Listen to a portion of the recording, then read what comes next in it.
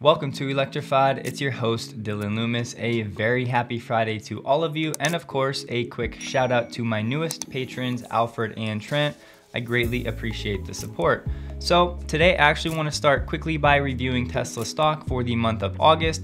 I'll probably get into a quick weekly review just to keep everybody in the loop. So what you're looking at here on the right, this is called a volume profile. This is the typical volume in terms of number of shares traded throughout the day here at the bottom, but this volume profile on the side actually shows you the price volume, which basically just shows you, so this 709 line means of all the volume traded in this time period since the beginning of August of this year, most of the volume is coming at that $709 price range. And this would actually be referred to as the POC, or the point of control, that red line. So Tesla stock opened August right around $700 per share.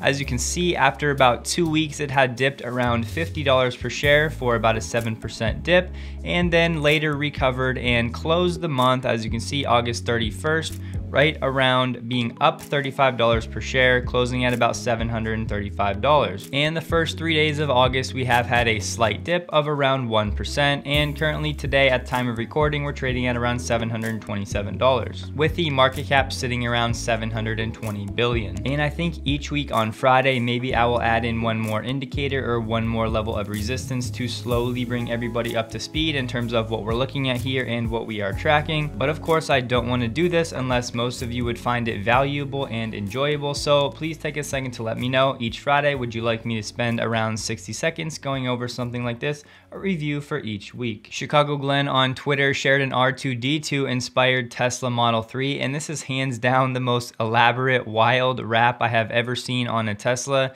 Honestly, pretty cool. I actually like the colors. Probably a bit too noisy for me personally, but I definitely wanted to share that. And I'm guessing most of you guys have seen the tweet thread from Sawyer Merritt last night with the all hands on deck meeting for Tesla. If you missed it, this is linked below, but there are some new details coming out as of this morning. I did not find this quote in the tweet thread. Perhaps I missed it, but some sources were telling Electric that Elon said this will be the craziest month for deliveries that Tesla will ever have. Now, this is being interpreted many different ways. Some people are saying this is going to be a huge delivery quarter. Other people are saying this is more from a logistical perspective, given the chip shortages and the weather situations across the country, which I'll show you momentarily. And while I do think this is going to be a big volume month for deliveries, I'm actually thinking this quote specifically had more to do with the logistical challenges.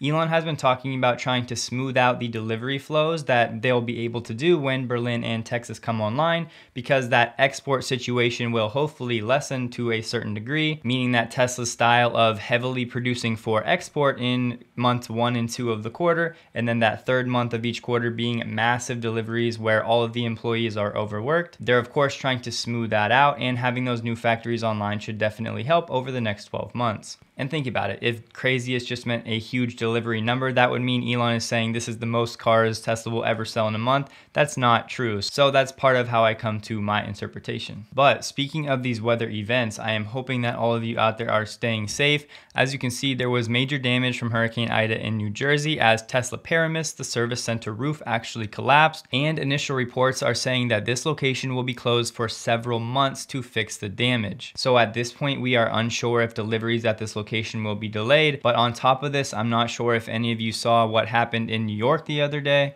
as the flooding was actually historic and very dangerous. Sadly, there were a few people that died from this event.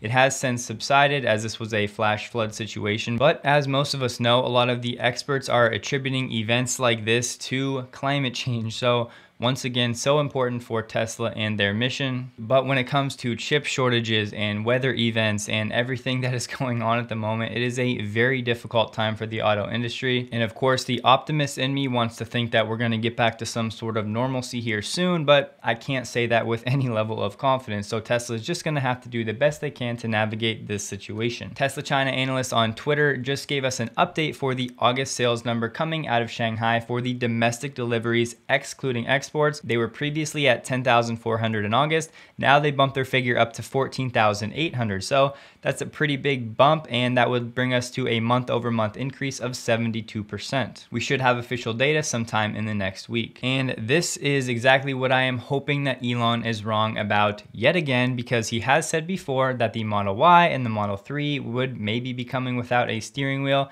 And of course, we know they do have steering wheels. But once again, at that meeting last night, the word on the street is that Elon is saying the new $25,000 Tesla will not have a steering wheel, and that they are rolling the dice betting on FSD. I like the confidence in the team and being able to solve it. I personally think this would be a terrible decision.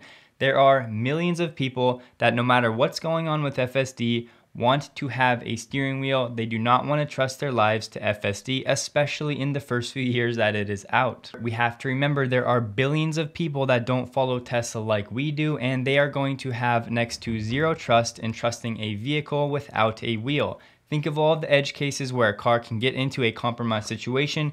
If you don't have a wheel, what do you do? Look, we know I'm all for full self-driving, but it needs to be in the proper time. It feels way too early to be removing a steering wheel. And most importantly, just give people the option. If they don't want to use the steering wheel with full self-driving, sure, make it retractable or do anything like that. But you need to give people that want to have a wheel, which is a huge population, you have to give them that option. I know this might be a controversial take, but of course I'm open to hearing the other side of the argument. So if that's where you find yourself, please let me know your thoughts. And when it comes to the naming of this vehicle, I believe Ford still has the patent for the Model A, so I don't think that's what we're going to see. And with the Cybertruck being delayed until late 2022, it is probably because of the 4680 production ramp. They need more time, but on the bright side, this just gives a lot of us more time to save for the Cybertruck. Tesla is going to open the first supercharger station in Latvia, as Tesla closed the deal on Tuesday with the city of Rezekne. Hopefully I didn't butcher that too bad. And if you're wondering where that is on a map,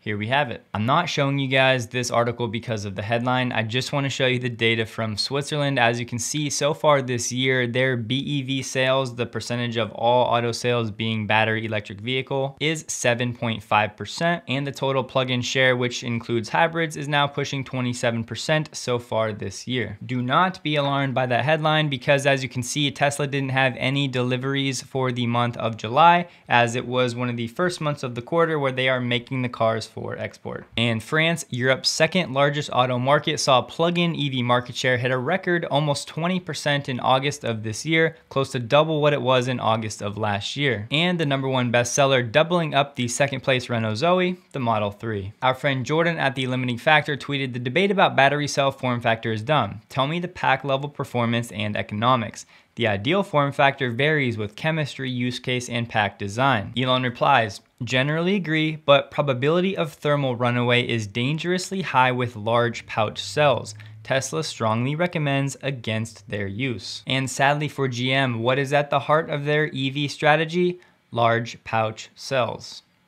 In the same thread, Elon was asked, will Tesla eventually make its own LFP cells in addition to the nickel-based 4680s?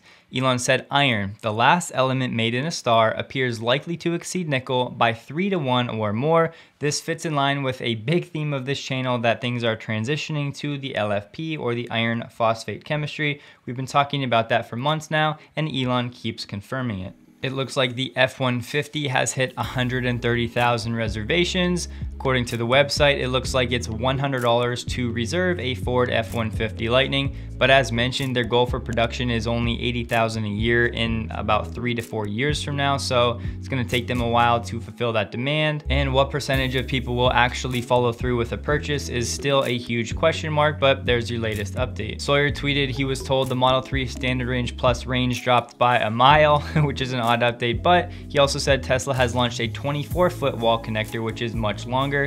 I showed you that first part though because this tweet was very good. Someone asking a mile. Gotta love that reaction. That's good for so many situations. But you're looking at the new wall connector, 24 feet long, $500, live on the Tesla website. Lucid came out with a new announcement with regard to some factory tours. So they have a production preview week starting September 27th, during which people will be given access into its plant in Casa Grande, Arizona. The event will be open to members of the media and financial communities, policymakers, and a select group of customers. The guests can observe the production processes for the Lucid Air and discuss discuss the company's EV tech with leading engineers as the EV maker prepares for the first deliveries later this year. But that is all for today. Please take a second to like the video if you did. A huge thank you to all of my patrons, and I hope you all have a wonderful and safe weekend.